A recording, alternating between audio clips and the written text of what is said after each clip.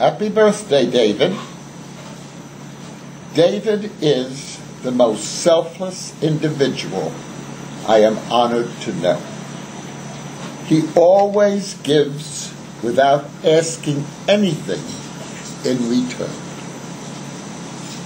A unique quality.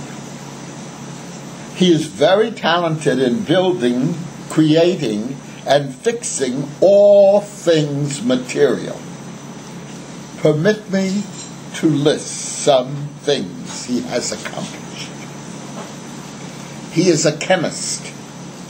He and I, about the age of 7, created all sorts of interesting solutions in the bathroom at our house, combining 2 kinds of mouthwash, 2 kinds of tooth cleaners, 1 red gel and 1 powder called Colex, a pinch of soap flakes, some shampoo, and then did a lot of stirring with the handle of someone else's toothbrush.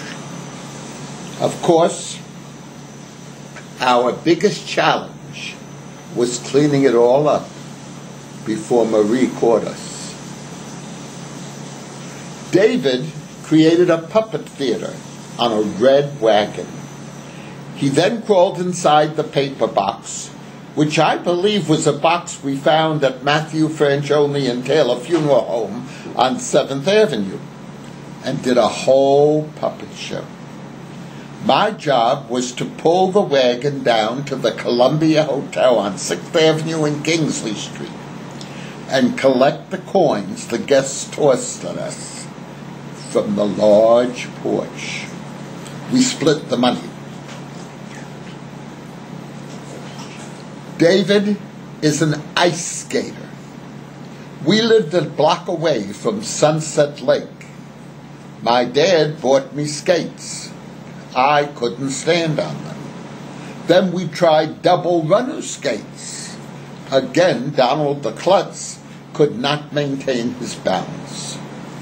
But there was a solution. David skated on the ice, pulling a sled, occupied by, guess who? David is a fisherman.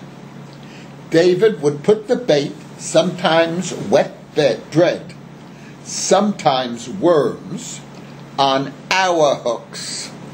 And heaven forbid if I caught a sunny, David would have to take it off the hook for me. David is a scout. When I was 11, he was a year older, which I did not appreciate then. It's okay now. He guided me blindfolded on my one and only camporee, where in the evening I was installed into the troop. Rumor had it that the guide would walk the tenderfoots into the latrine, and I was a nervous wreck.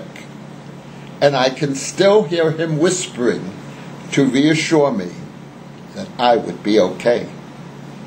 The only thing David didn't do was watch what kind of kindling I brought back from the woods for the campfire.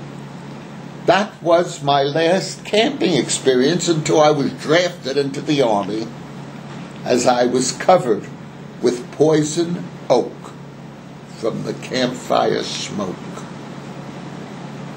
I was allowed to cross the street and help carry Sunday newspapers home from the stationery store on Main Street.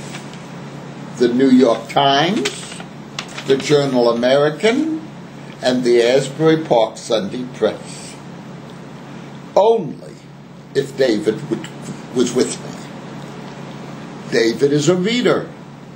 He would unfold the comics from all 3 newspapers, lay down with them spread before him on the living room floor each Sunday, and everyone had to step over him.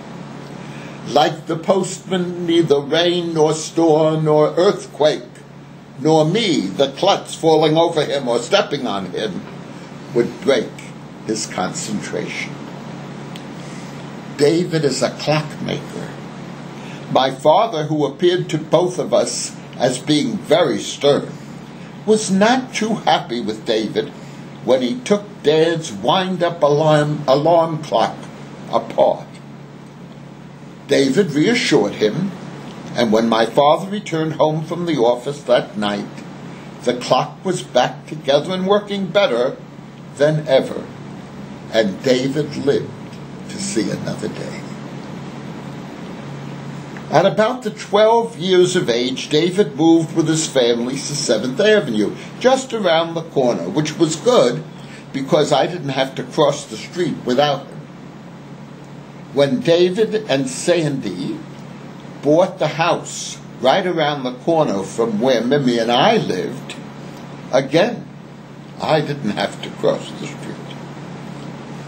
Mimi was always thankful David would accomplish all the jobs that needed to be done around my house. And Sandy, too, was very patient, lending him out. She was especially helpful when I tried 3 days to put up one towel rack in the bathroom, and I couldn't get it straight. David and I painted my house the week that beautiful daughter Matt was born. It was late in the fall, and the paint kept getting thicker and thicker. Of course, I stood on the ground and painted where I could reach, and David used the ladder. Really, nothing had changed since we first became aware of each other as toddlers. Then there was the time we smoked our first cigarettes in the attic. Well, we will skip past that one. David, I really don't think I would have survived to reach the age of 78. You! In August, you're 2 years older than me. I appreciate and love you. Congratulations. P.S.